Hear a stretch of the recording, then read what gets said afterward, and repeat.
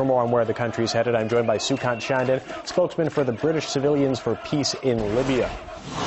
Thanks for your time. So we see that the first NTC official are leaving his post after the latest protests. Are we going to see others give up as well and quit on demand by the people? What do you think?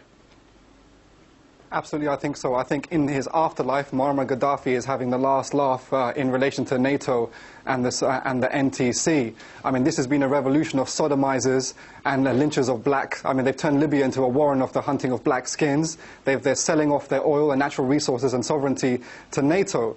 And now the thieves, that is the rebels, they're all falling out with each other. They can't even be paid by their own masters in what they've done, which is actually perform regime change on behalf of the former colonialists of Libya. That's the Italians, the French, and the British and the Americans.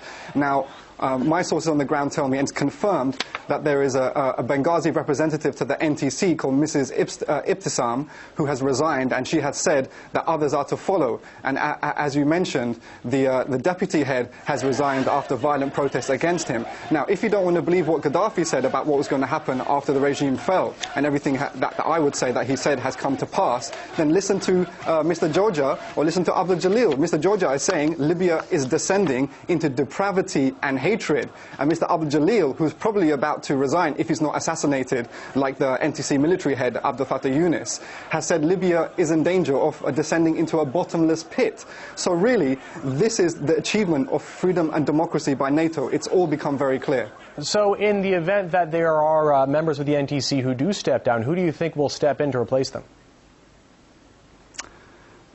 It's, you know, whoever can hack the job, you know, who do you think frankly, will be the best person?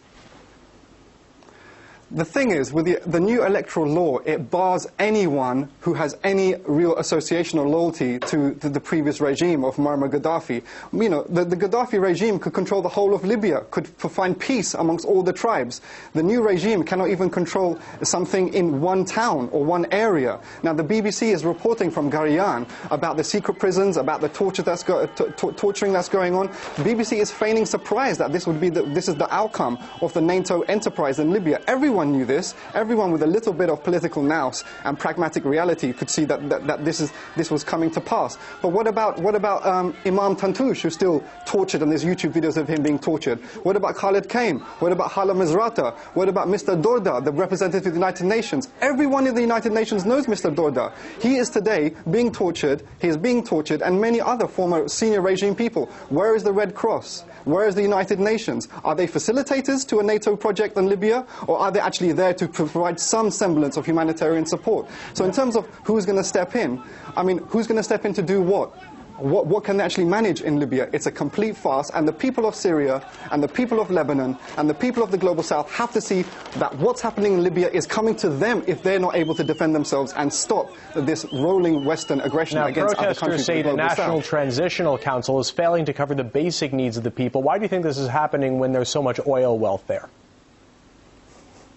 This is happening because this is the business of the West, is to absolutely devastate and knock out any country that's an obstacle to their total domination in the world. You know, it's no coincidence. But wouldn't it be in the West's advantage to rebuild the infrastructure there, to keep it going, so that in case their primary desire there is oil, to have a functioning country that can keep providing it?